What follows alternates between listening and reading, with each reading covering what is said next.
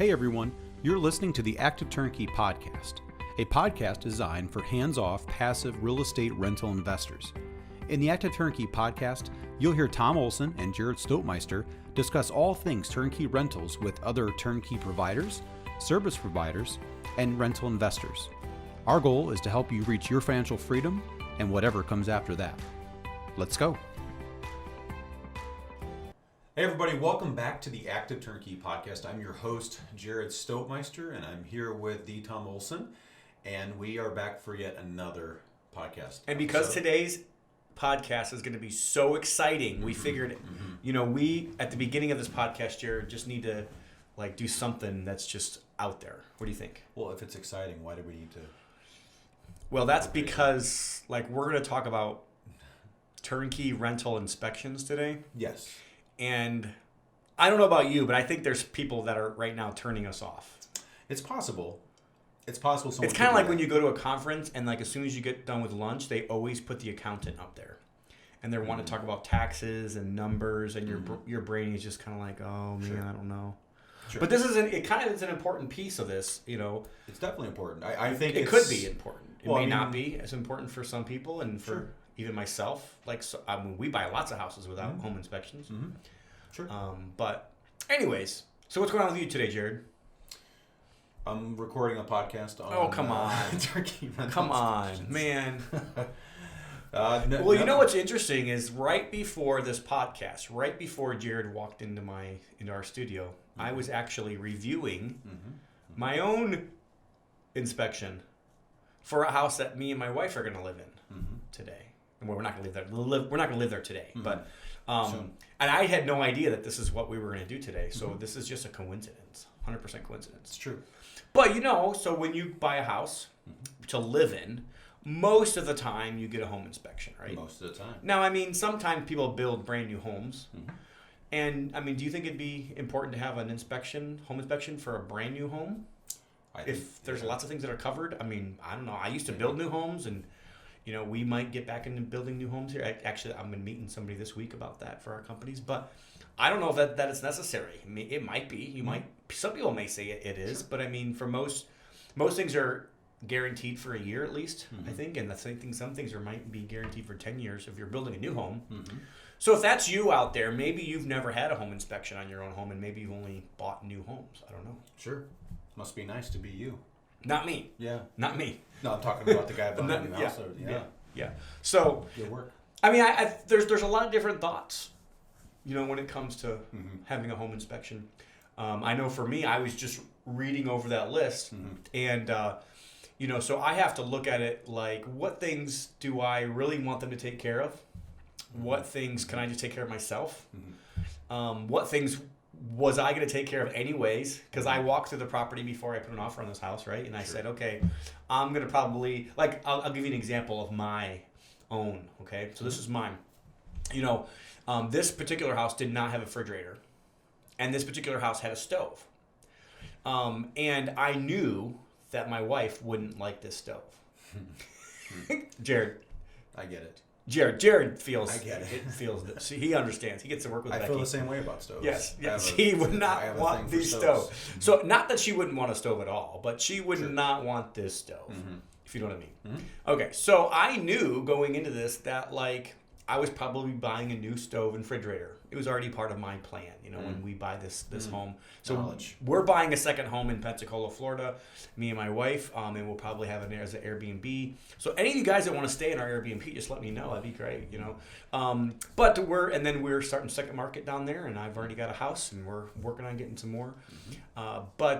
And it's exciting for us, but for me, I'm looking at it a little bit differently, right? So then even if I was a homeowner living in it, I'm looking at how much hassle is this going to mean for me down the road, right? Sure. And I'm looking at, like I said, one of those things is, was I going to do this anyway? So if I'm going to do it anyways, I'm probably not going to ask the other person to fix it for me. It doesn't really make a lot of sense if I was already going to, if I knew my wife wouldn't like that. Honestly, there's an integrity part of that. It's not fair to that seller to ask them to fix that if I already planned on when I walked through that property replacing that stove, right? Sure, totally. That definitely depends on where you're coming from, and that definitely comes out when you're negotiating. So depending on your buyer or seller, you will get some of those indicators and how they negotiate. Some people are perfectly fine working together. I think everyone would agree, and typically you want to take care of safety issues first and foremost, whether you're buying, selling. You have to be careful even about safety issues, though. Right. So, like, what certain people consider safety issues are not real safety issues. Sometimes they could be a safety issue, and sometimes, like even the inspection report, there's 3 items that could have been safety issues. We're only asking for one of them to be repaired because I don't really think the other 2 things are safety issues. So I mean, well, and that comes from you. So you're an investor. You're in real estate. A home buyer who's looking for a house in Pensacola, who's not in real estate, they see that and they're trusting that that inspector, because they're taking that inspector's word as gospel. And I think that's part of the problem. You know what I mean? And that's, so like I'm glad we're talking about this because there's many different things that you need to know and need to kind of think about when you're reading a home inspection itself. So I will say, if I'm buying a turnkey property in another state, like I do recommend getting a inspection, right? So I think we probably start there. Like, do you get an inspection or do you not get an inspection? And I couldn't tell you the exact number, Jared, but I bought lots of houses, probably hundreds, maybe even 1,000, maybe 1,500-ish houses with no inspection. So, again, that's an inspection. We're saying official, an official home inspection, right? So, like, I have walked through houses. I've sent our crews down, through, and we've just walked through properties to kind of get an overall feel. But there's always things that are hidden. There's always things that we don't know about. And if I'm working with a company that I really trust, I will allow them to do those walkthroughs for me. Right. And I may not get a home inspection. I really may not. Now, does that mean that there's still not something, a box in the attic that didn't get covered, or something minor like that could be a problem? It could be. Hopefully, at some point, we will catch those items. Sure. But I would say, like, I'm just trying to give both sides of this whole thing, because there's some people out there that probably have never gotten an inspection, and some people that won't think they have to have it every single time. Sure.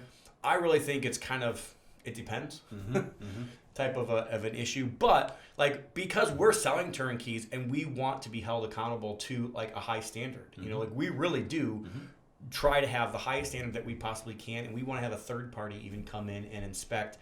I even think with a third party, sometimes not everything on that list has to be done. Sure. Some things are just kind of opinion. Some things are not really safety related. And some things are more or less just like watch out for, monitor, or just kind of, just so you know, type of issues. These things may come up in the future, type of issues. So I think if you kind of put those into different buckets, it really helps people know, is this something I really need to take care of? Is this a serious issue?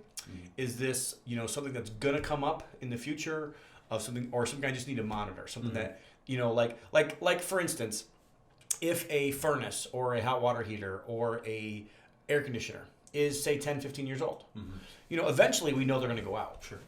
But if they still work, I'm not requiring somebody to replace those. I just feel like it's almost dishonest. Sure. Because you saw it up front. And then, second of all, I think it's almost like not being a good steward. Sure. To a certain degree, and I'll tell you why.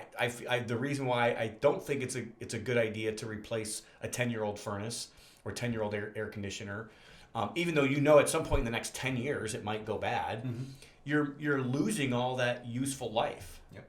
So, like, let's just say that 10-year-old furnace would have gotten you 10 more years, and you just replaced it.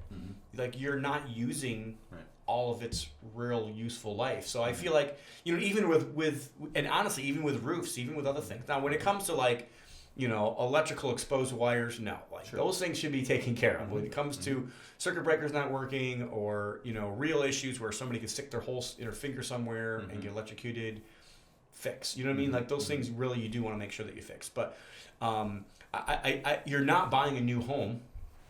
Right? I mean, there's not really... Now, we may do new turnkeys at some point, but right now we're not doing...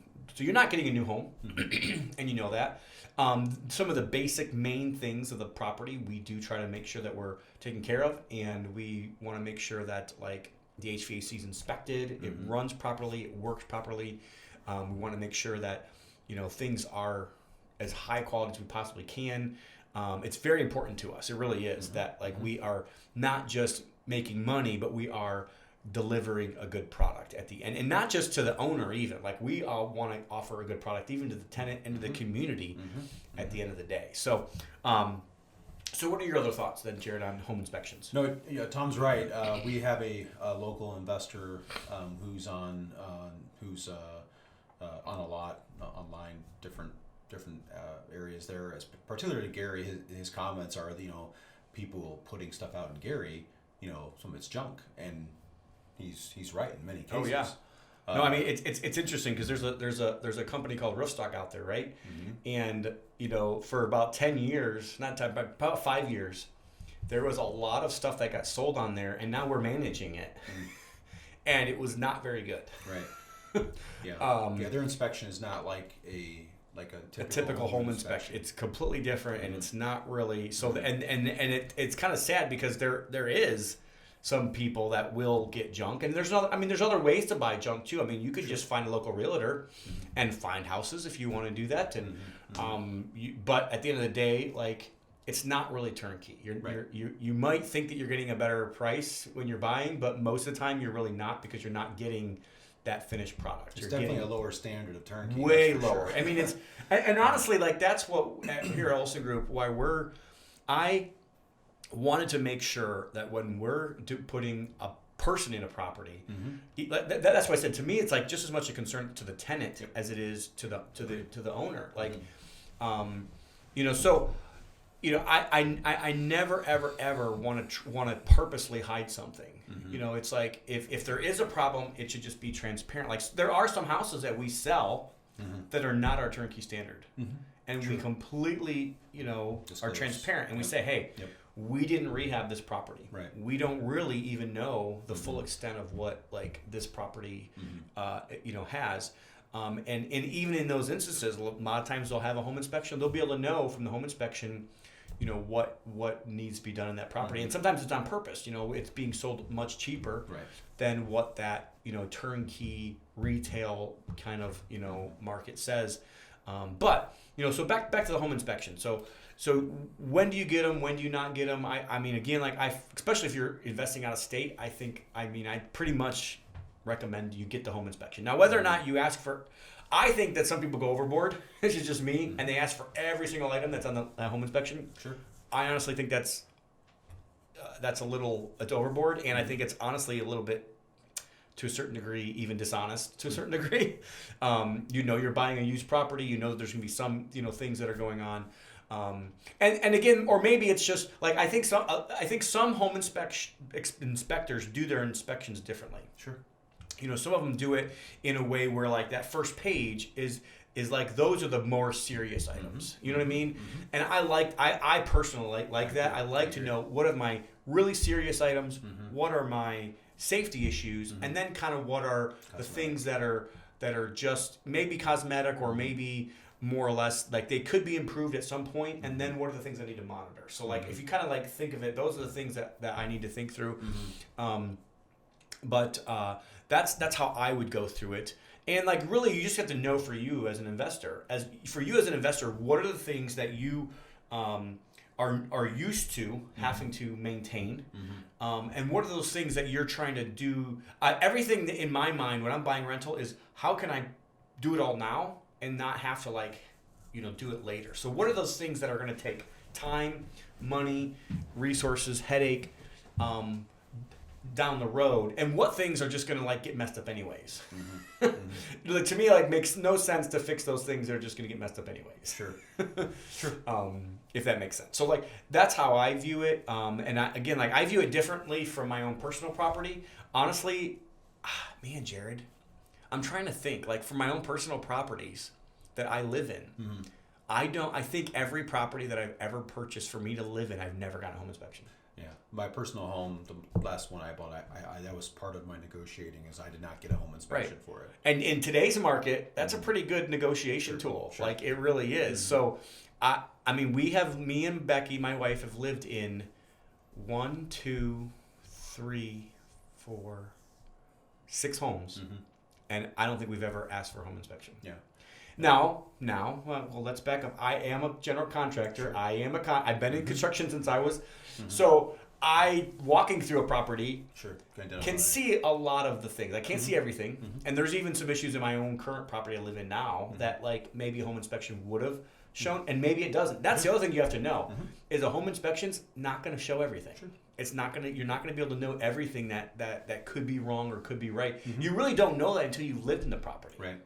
And I think sometimes, most of the time when a fix and flipper or a turnkey provider buys a house, they're buying a house that hasn't been occupied for a long time. Right. And I think it's a good segment to kind of think about that and talk about the whole purpose of an inspection and why you do it, and what are the things that it's going to cover, what are the things that it's not going to cover. But there's some things like you're just not going to know. Like there's some things we didn't know about our current property that didn't go bad and didn't really start having problems for like 6 months after living in the property. Right. And some of it was because it had been sitting vacant. Things didn't work. And our house wasn't even sitting vacant. It was just one single lady that lived there. So like some of the plumbing didn't get probably used because she probably used the other bathroom. You know what I mean? Like, so, and I think those are the biggest things that kind of come up. And those are the things that you really want to be more concerned about, is like your plumbing and your electrical issues. You do have to expect a certain amount of, especially here with older pipes, a lot of our pipes are steel pipes. You have to expect some rotting that needs to get done, and sometimes it's just maintenance. Sometimes though you have to understand, a steel pipe, it rusts from the inside out. So as water goes through it, it's rusting every single day, and they just need that extra clean out every so often. And I have to clean out. I have to have my own pipes rotted every so often. I don't have a problem with my main pipe, but I have more problems with like my interior pipes of my house. I actually think the guy replaced it with PVC before I moved in. I'm not 100% sure about that, but I think he did. That's probably why we haven't had problems with that, because in our area, like a lot of people need you have to almost rot at least every 2 years, almost every 3 years. Right. You know, some of those things. So, I mean, I'm looking for that. I'm looking for roofs. Like I want to know how long I have on my roof, how much longer I might have on my HVAC systems, my electrical, plumbing, and safety issues and safety hazards. Yeah, one thing to really keep in mind, you should absolutely get your home inspection. I agree with Tom. If you're in a different market, you're not a contractor, you walk through a house. First of all, you may be looking, like in our case, we didn't put home inspections in because of motivation. We were going to live there and we wanted to secure it. So for me, that was one of my, and I felt the same way. Hey, I've been in a lot of houses and I know what things, at least some things to look for. But so motivation has something to do with it. But one thing to keep in mind is when you're going through there, the home inspector is not an expert At construction. Correct. He's gone through some extensive training, and it's not to minimize. This is a very good point. I'm glad that you brought that up. Yeah, they're not an expert, and so we've seen it actually. And again, their language, they're required to bring things up, but so oftentimes their language can be scary. It can really scare you. That you think you're getting something, and then the language described is like, oh my word, this house is falling apart. When actually, so one thing we do is structural is one of those key things, right? Nobody wants to buy a house. I actually just had this conversation with Becky last night. It's really funny you brought that up, because is this what you guys do on your days? No. Last night she's like sitting in bed reading our home inspection. Oh, okay. And she's almost freaking out because she's thinking that like this house is about ready to fall down because of that. Yeah. Because of like, if you're reading it, you're like, it's almost like you think the sky is falling because some of their language. And I had to stop Becky. I said, you know what? I recognized it right away. I said, okay, this is the first time you're looking at this as a property that you are going to live in, and that and it's like the language, the fear that's put into there, which is something that I hope that we don't do as a company. I hope that we don't market that way. I hate that fear-driven marketing. I really do. To me, it drives me nuts. I don't feel like it's encouraging. I don't think it helps anybody. I think it's actually detrimental to people's health, to their mental health, to their physical health. Everything is to using all these negative terms. And I was always taught that you're either lifting up people or you're tearing them down. Like there's no in between. Like you don't just you don't just exist. You're either helping people or you're hurting people. Sure. Which is kind of why I say, like, you always, in business, you either add value or you rip them off. That's it. Like there's only two options. So when it comes to this, it's like you're reading this, and then and I'm going through it saying, okay, that's not that big of a deal. That's not that big of a deal. Like we have replaced GFs, like a couple GFCIs aren't working. I'm like, that's not so what? Like easy. To me, like it doesn't matter at all. Like zero. Like I can go and replace a GFCI. It doesn't matter. I know how to make them ground. That doesn't matter. Obviously, now there wasn't on our particular property, but sometimes we'll see like where a raccoon has gotten in an attic and maybe chewed through some wiring. Okay, well that's an issue. Like you want to replace that wiring. Yeah. There might be some things like that where crap, like it might have happened. Things do happen, and they happen. And I think the biggest thing about home inspections I want to talk about, but like point out is that like just because you have an home inspection doesn't mean you still can't have something go wrong. True. Right? And then number two, like when you have a home inspection, you have to understand, just like you said, that I promise you 99% of home inspections or inspectors have never ever been in the trades. Sure. They don't really know. And like there's even like a joke with flippers, that a home inspector has to like have a job so they can, and they have to do it this way just to kind of, they have to, have that fear in there, and they have to, do the, write up the reports just so everybody can know like how important they are and that, their existence matters. Sure. But that again, like we're not saying that when it comes to these turnkeys, because we know, like if we're going to manage these properties, we also want to make sure that they're good properties too. We don't really want to have issues, and we don't want to have, we want to hit those things up front if we possibly can as well. So just when you're getting, number one, get the home inspection. That's fine. Number two, understand that and maybe ask some questions. Yes. And know like, what is this something that's a real big deal or not? And then, just kind of use it almost as a guide going forward of what things to expect. Yeah, so just touching on that, or circling back, as I'm known to say. Circle back? Yeah. We're going to have to circle back around. Sorry. So that is something we frequently do. In fact, recently when we've had properties where we knew there would be questions, we get a licensed structural engineer. He goes in there, gets the report, and then if anything pops up, we can say, well, hey, actually, according to a licensed structural engineer who is an expert, he's saying that this is indeed sound and so on. So that's just one thing to look at. I think part of that also is like some home inspectors don't know. Right. And some home inspectors are just lazy.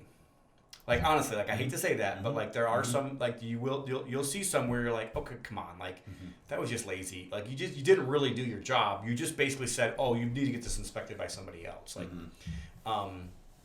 so it does bother me sometimes when I see some things on some reports as a contractor. Can be quite a bit. And understanding what's really going on there. And structural is one of those things where like, and the problem is structural freaks everybody out. Oh yeah. So probably more so than anything else. Well, it's interesting. A girl that works for us, right? She had an issue, a real structural issue in her own house, and she was freaking out for about 2 or 3 weeks before I like went into I looked at the report and I said, okay, just so you know, it's just wood. It just needs to get fixed. Like it's, and she was like, oh, like it was like this calming of like, this can be fixed. It's not going to be forever. Like that this is an issue. Like it can be fixed. It's just going to cost some money, and it's just something that needs to be done to a property. So even structural doesn't really scare me. Honestly, the biggest things, if you want to ask me, like, what are the biggest things that can possibly happen in a turnkey property that is going to be a big budget buster down the road that we've seen? And both of them have to do with plumbing.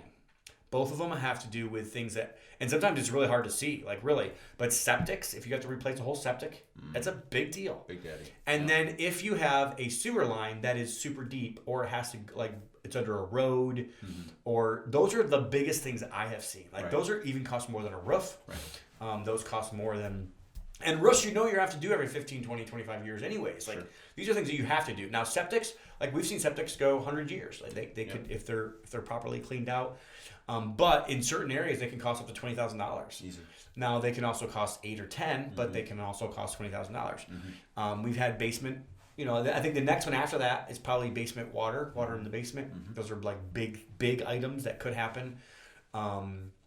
roofs would probably be next, and then like if there's something plumbing that can go bad, or an electrical wire that's exposed that can create a fire. Like those are the big daddies. Okay. After that, it's a lot of just little stuff that can be repaired. Which you didn't hear me say foundation, right? No, like honestly, foundation repairs, like for the most part, unless it's a home that's falling down. Which you should know that going into the deal. You should catch but that. Unless it's something that's just massive that we knew going on, and we wouldn't probably even bought the house. Most foundational repairs are a couple thousand or less. Like these aren't. So a lot of time in our area. So this is different than say in the southeast or in some of the southern states, where they've got like a different types of foundational repairs when they're this way. So I always say, like, if they're this way, the repairs are going to cost a lot more than if they're this way. And we have a lot more of our repairs that are more about walls and bowing and that kind of things. And those repairs don't necessarily cost as much. Now, foundational could also be structural when it comes to like the wood has rotted, or there's things like that have happened. And again, structural still isn't as big of a repair as sometimes as some of the other things. So anyways, I hope that helps. I hope that that's something that people can kind of think about. We definitely want to make sure that we are being transparent, and we definitely want to have, good properties, and we want those tenants to have good properties. Right. We want the tenants to have good experiences too. Sure. Yeah. And to kind of tag along into that, one thing you're going to find is if you have an inspection, you're going to have items on your report no matter what. Things are going to show up. I mean, we've had situations where we've had an inspector go through, create a report. We do the repairs ourselves according to his report. And then we have another person come in and get a third party when they purchase. And there's these new items that didn't come up in the first report. I mean, you're always going to have something on there. And so one of the reasons why we do it, we do a third-party inspection that we go and then we get it all done while the rehab is in punch list. We want to try to knock out some of these repairs while the contractor's still there, as opposed to opening up walls and what have you later. And so that's another really, really good point. It's like we deal with contractors all the time, right? So contractors are the same way, right? So if you have a carpenter that comes in and does carpentry in a house, and then you have another carpenter that comes in behind him. Where's the carpenter that's going to come behind him going to say? That guy's trash. Yeah, he's horrible. Garbage. It's horrible. There used to be this show called Homes on Homes. I hated this guy. I was like, are you kidding me? Like, you can't just go in behind somebody and like act like everything he did was wrong, because like you can pick out anything you want. If you go looking for stuff, you're going to find it every time, right? It's like the flaws in people. Like if I go look for the flaws in people, I'm going to find them 100% of the time, because we are all imperfect people. Ever since, other than Jesus, we've all been imperfect. There you go. And so like that's I think it's even worse when it comes to home inspectors, but like contractors are the same way. I don't care if it's an HVAC guy, I don't care if it's a plumber, I don't care if it's an electrician, I don't care if it's a carpenter, a painter, a drywall guy, a carpet guy, a roofer. It doesn't matter. Like if another one comes in and sees what the job with the last guy does, it's never good enough. It's always something needs to be done. They didn't do something right. I have been in the trade since I was 12 years old, and I still don't understand it, because I don't think it's necessarily true. I do see some things myself that I'm like, that could be better. But it's to me that like when it comes to home inspectors, you're 100% right. You could have 3 home inspectors come in back to back to back. You could fix every single thing for the first home inspection, and the second home inspector would find something, right? And probably find the same size laundry list as this first one did. The third one's going to find the same size. Some of it's somewhat ridiculous and somewhat redundant. I mean, I don't know. This is just my experience. Like, I don't really have anything against home inspectors. Some of them are my friends. I understand. I like the business model. I really do, and I think that they are needed to a certain degree in the marketplace to have a third party piece. But that's one thing I don't understand, and I don't know if I'll ever understand it. I've been doing real estate since I was 19 years old, but I don't think I'm ever going to understand how that even comes to be. I don't think Tom's going to be invited to the Christmas party next year for the home inspector. Yes, I'm not going to be invited for the home inspections. No. Yeah, home inspector association. Unless they want like a roast session or something, we can come up with a good roast session. I'm sure they'd love to hear that. Yeah, I would like that. That could be a new office episode that we have here. Sure, I think what you're saying transcends. That's just human nature. We're going to follow any kind of obviously, I have dentist friends, and I told the dentist the same thing. Exactly. Like, if you have a dentist that does your teeth, you go to another dentist, that dentist is going to say, this guy did a horrible. He messed up your whole mouth. jacked And your I'm like, teeth oh out. my word, come on. Sure. Anyways. But that's human nature. But hey, let's move on. I think we're covering some good ground. But so what are some pros here? We have a couple we'll talk about. Some things there's some good reasons to get a home inspection above the obvious. Some of these things are going to be obvious. But some pros, first of all, just peace of mind. And knowledge. I think the knowledge that you get. Yeah. So you get peace of mind from the knowledge. Right. So having knowledge of what some third parties came in and said, hey, like these are the things on your particular property you might want to look at. Yeah, and that would be the same for either a home buyer or an out-of-state turnkey investor. You want to have that peace of mind that this investment you think is a good opportunity is actually that. So you want to make sure. So another thing. Well, and you bring that up, and it's interesting because I have an investor of mine who bought 20 houses from us 5 or 6 years ago, and at the same time he went around the whole country and he found 5 or 6 different, providers and different things, and to this day. He still I swear, every time I see him, he tells me the same thing. He's like, Tom, I should have just bought every property you sent me. I shouldn't have done any business with any of these other people. But, the problem is human nature. We talked about human nature already, but human nature is also not to trust at the beginning. Okay. And I told him, I'm like, no, you still probably did the right thing. You have to get that experience. You have to see what happens after 5 or 6 or 7 years of working with somebody. That's really what the telltale is. I'm so discouraged, it makes me kind of cringe when I see people that get into this and then they get out within the first 2 years. I think it's the stupidest thing you could have done. Honestly, you should just literally throw your money in cryptocurrency or gone down to the gambling boat. And I would have honestly rather you do that than to get in, tiptoe into something, and then just get out in 1 or 2 years. That, if you're in that, don't do this business. Seriously, don't. It's not going to work out for you. I mean, I'm going to tell you right now, it will not work out for you. You won't be happy. I won't be happy. Jared won't be happy. It's a lose situation. Don't ever get into this rental business thinking you're going to tiptoe into this and I'm going to see if it works. No, you need to go in. You need to think you're going to buy 4 to 5 or 6 properties to start, boom, as fast as you possibly can. Get that number up to 20 as fast as you can as well.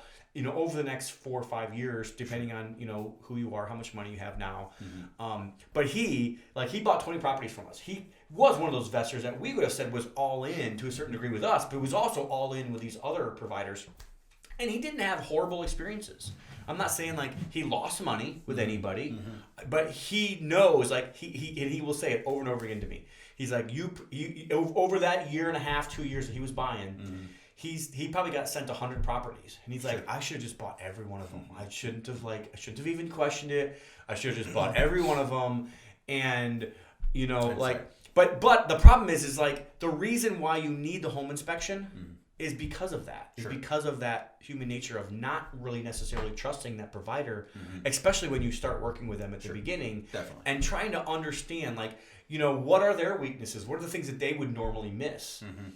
Because everybody's going to miss something. Just like a home inspector is going to miss something, to the next home inspector, to the next home inspector. You just keep going on and have more home inspectors if you want. There's going to be certain things that certain people are going to miss, and that, I think that's the biggest thing too about when you're buying a rental property. It's not going to be perfect. You can't expect it to be perfect. Sure. And I think we should have some more podcasts on that. What has been the experience for you? And I'd even interview Jared here, not today, but at some point, and just go over what experiences have you, not because this isn't Jared with necessarily our company. Now he does use our property management company, but this is just Jared in general. And I could go through that, but I kind of feel like it's less if I go through it because it's my business. I can tell you. This is what the whole podcast is about. My experiences and what to expect, because this is what has happened to me over the last 20 years. But yeah, so there are definitely pros and cons to doing a home inspection. Well, you say that home inspectors miss something. So we had in one of those situations where there was a very gentle slope in this house. It was a 100-year-old house in Hammond. It's a great house. You're gonna have a slope. Yeah, really. And the house was good. It's 100 years old. Yep. But we expected that to come up in an inspection. So what we did was we went ahead and we had a licensed structural engineer go out and get us a report, and he said it was sound. So then this buyer, I disclosed that to him, said, hey, just we're getting a structural engineer to go out there. I sent him the report. He said, okay, great, that's perfect. He sent the inspector out. Nothing on the slope. Oh, the home inspector didn't. The home inspector didn't even reference that, and so he was actually disappointed in the fact that it didn't get referenced. Now maybe the inspector didn't feel like it was enough to flag, but even in that situation, they're not going to be perfect, like you said, and so and every home inspector is gonna come at it from a different angle. Sure. Like they have their own experience and their own things that they want to. Like I know some guys are really particular about the HVAC systems. It's like, okay, come on. Like, do you really need to spend an hour investigating I mean, I see guys that will even like cut out a portion of the thing and test the air quality, and I'm like, okay, you can go so far if you want to. That's fine, like whatever. Some guys are more concerned about foundation. Some guys are more concerned about roofs. Some guys are more concerned about mold. Yeah. I mean, and different. I'm actually when I'm in talking with people now in Pensacola. Like different areas are different. So like down there, like termites is a big deal. Like you basically have to spray almost every year. You might just plan on it. Like, and if people haven't done it every year, then they're going to get them back in like 2 years. Like they live with them. Wow. They just live with termites. So termites is an issue down there that we don't really have. I mean, now I shouldn't say we don't have, because occasionally we'll have a house with termites, but it's weird. It's like the odd one. It's not like the norm out here. But for us, we have basements. They have no basements down there. So, like, if you get a home inspector that's from Pensacola or from the southern areas, that they might be really looking for termites. You know what I mean? They might think that that's a really big issue, where it's much more big issue down there than it is up here. Yeah, they have a termite collection at home, I bet, just to help. but we're not going to talk about that. So some other pros. Not you, the inspector. So some pros. You have peace of mind. I would say protection. It should protect you. If for something, that's the whole point. You'd hate to.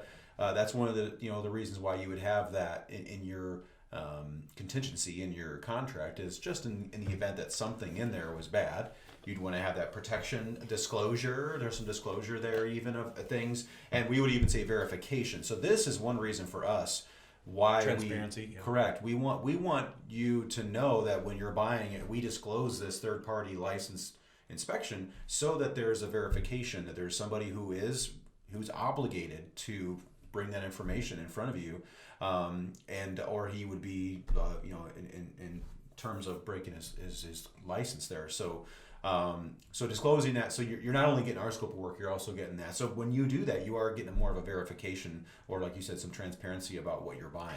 Yeah, and to be educational to the audience, like everything that we talk about, like I know it kind of always comes back to us, because this is what we do. This is what we live. Sure. And obviously there is a marketing part of this podcast that like lets you guys know at the end, like, hey, we do build rental portfolios for investors. But at the end of the day, like I also always want to educate people if they're buying from anybody else too. So I think that this is a really good topic to talk about, because you may be buying in Memphis, or maybe you're buying in Dallas, or maybe you're buying in Alabama, or maybe you're buying in other areas of the country. There's more and more turnkey buyers out there now. I mean, the demand is just skyrocketing. It's crazy. Well, I mean, also though, I think most of you would want to know that perspective. It's what we're learning, and if we're learning and we're not implementing, we're not adding things to try to have you have a better experience, or to help you have more understanding and verification, transparency, what have you, for the property, then I think you would be asking questions, is this someone I want to work with? So naturally this podcast does come from our angle for things that we've had over time. So Tom, give me some scenarios. We talked about the emotional side when we have bought personal homes without inspections. Now for an investor, and we're not talking about personal home here, for an investor, is there a good time for them, particularly out of market, for them to not get a third-party inspection, especially if they're buying, say pre-rehab? Okay, well, that's where I was going to go. I think if you're pre-rehab, I think it's a waste of money for the most part. And again, like, we do it for our own peace of mind, so we can fix things as a contractor. Does that make sense? But like, if I'm going to buy pre-rehab, and if I have boots in the ground, so let me give it to you. If I have boots in the ground and people I trust, contractors that can walk the property and give me because what I'm looking for pre-rehab is an overall. Correct. I'm not looking for nitty-gritty details, which is that's what the inspector's going to give me. He's going to give me all the nitty-gritty details. And most of the places I'm going to spend money on are not even going to be in that inspection. I'm looking for the bigger items. Sure. Am I going to replace windows? Am I going to do a roof? HVAC, electrical, kitchens, bath, flooring, paint, you name it, landscaping. A lot of those items that I'm spending money on are not even going to be in the report. So or if they are, they're obvious that you. I'm looking at the big picture. When I'm going into a pre-rehab house, I'm not going into this but if I don't have boots on the ground pre-rehab and I don't trust people, then I'm probably going to get a home inspection. Yeah, no, I agree. I think it can be very dangerous, and you can put yourself in a very tight spot. You've got to have that other third party, and I believe it has to be more than a realtor. Unless the realtor is also a licensed general contractor, I think realtors are they can be helpful. I really do believe that. I think most realtors aren't really willing to do the work that you need as an investor. Some of them are. You can find those people here and there. My wife is doing lots of work for investors, and some people have the ability, the capability, the understanding. Most realtors don't. They only know how to buy and sell a house. Kind of like we talked about home inspectors don't know the construction piece of it. Yep. So I think you need to have that boots on the ground. At least I think the next one after a realtor would be a property manager, would be somebody that would give you some kind of. But then I think you really need that contracting background or somebody that's really good to be your long-term boots on the ground. I think even past a property manager, a little bit more than just a property manager. If you're just going to do a property manager, I still would probably lean towards having a home inspection. I mean, but I think the other piece of this, though, is what was the reason why me and you didn't get a home inspection? Exactly. It's really a negotiation thing at that point, too. Am I going to require it, or do I just want it for peace of mind? So, what I would recommend, if you're not going to require it, and I would use this, trust me. I'm not just saying this to say this. I would use this. If you're not going to require a home inspection as part of negotiation, there are times where I would tell you to not include it. So say no home inspection on the contract, but then say I want a home inspection just for peace of mind, and just so not even for peace of mind, but just for knowledge, and just to kind of know maybe these are things I got to fix. And honestly, in the market today, even in the turnkey world, Jared, we are selling houses sometimes in hours. It's very fast. So and I am not trying to tell anybody to not get a home inspection on any of our properties. This is not, I'm talking about when you're working with other people, there are times where you really want that property and you really think it's going to appreciate over the next, so many years. You really need that cash flow, or maybe it's a 1031. You've got to get this money deployed. At that point, that's an instance where I would say, if it was me, I probably would be willing to forego, if I trusted that party. I mean, obviously there's all these it depends type of scenarios. Sure. But if I trusted that party, I would just say, hey, no inspections.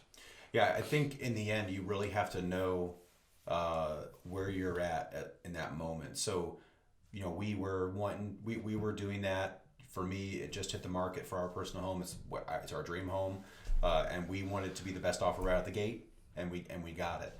Now, you can do the same thing in this for a property. And again, we're talking, especially if you know there's going to have to be a lot of work done.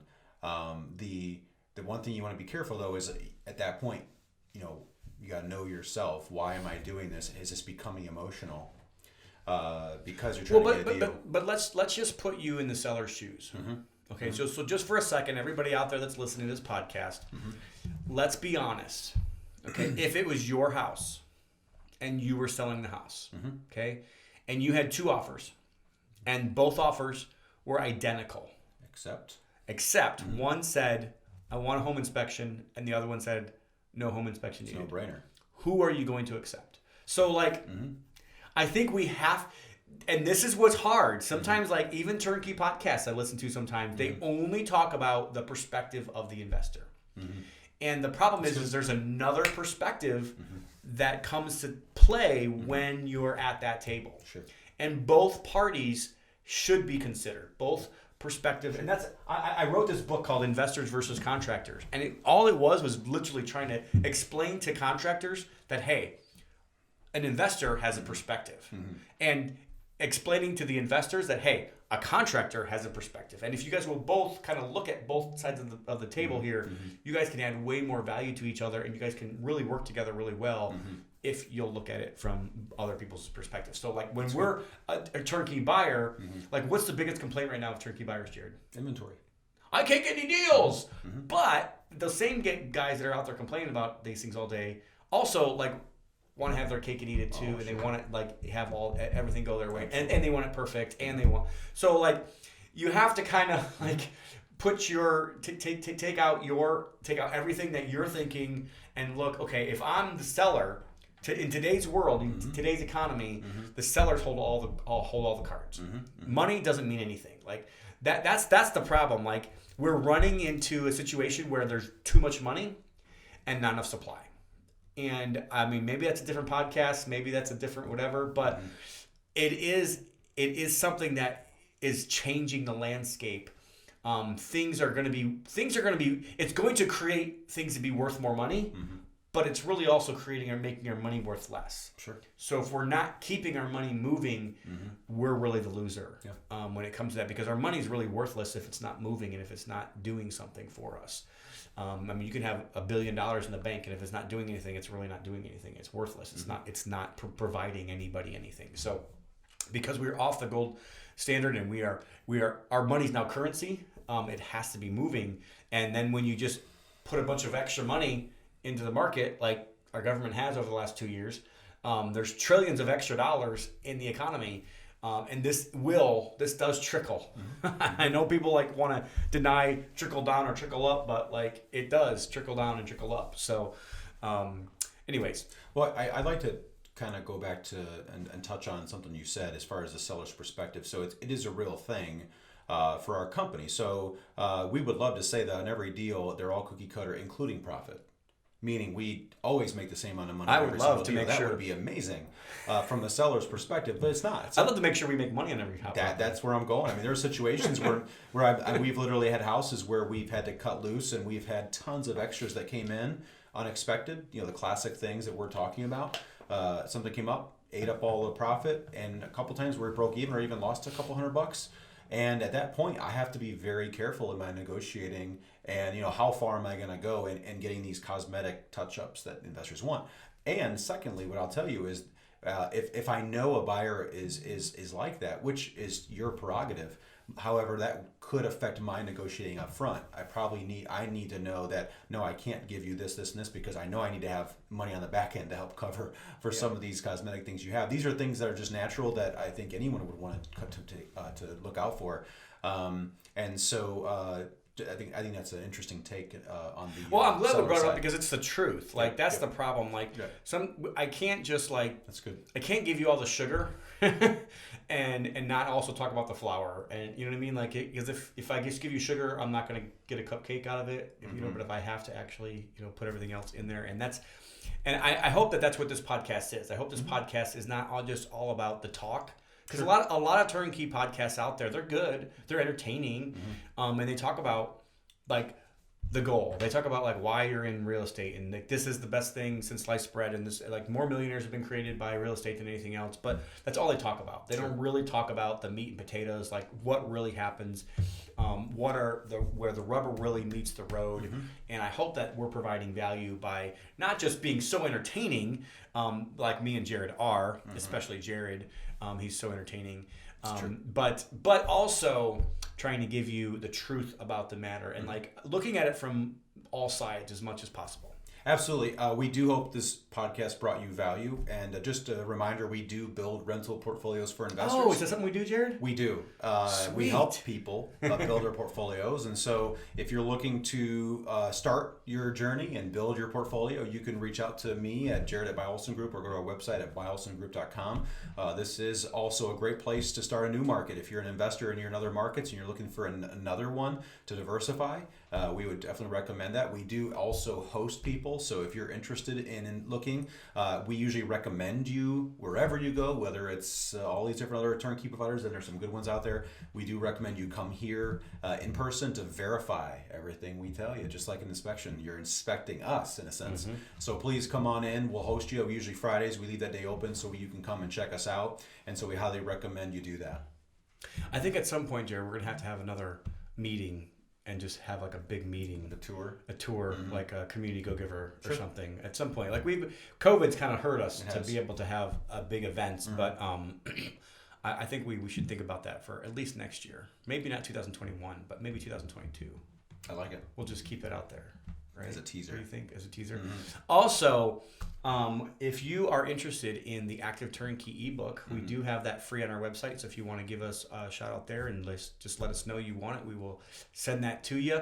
And we haven't been pushing reviews lately, but if this podcast has brought you value and you thought, hey, like, I'm so glad that these guys got into the meat and potatoes, plus they're charming and good looking, and we're really funny as well. So you could put all those things in there verbatim if you need to.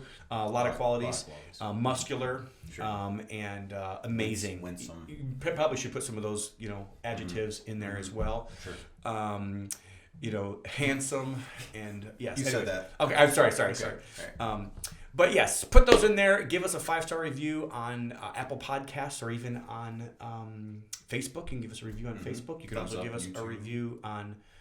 You can subscribe to our YouTube channel. We need some more subscribers. But also, really, I think what helps us the most is you just telling your friends about us. Yeah. So share us, like, subscribe, but also just really say, hey, have you heard these guys? These guys are awesome.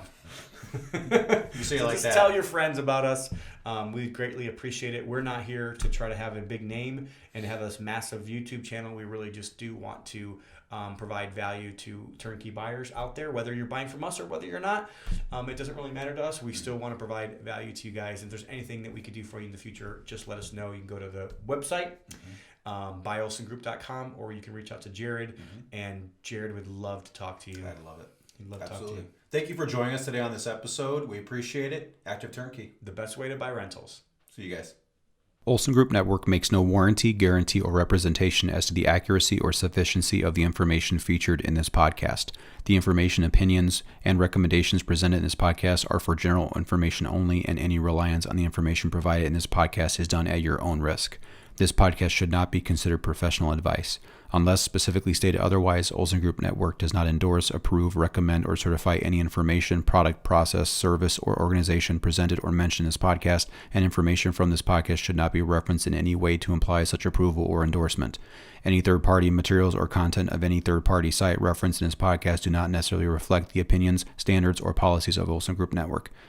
Olson Group Network assumes no responsibility or liability for the accuracy or completeness of the content contained in third-party materials or on third-party sites referenced in this podcast or the compliance with the applicable laws of such materials and/or links referenced herein.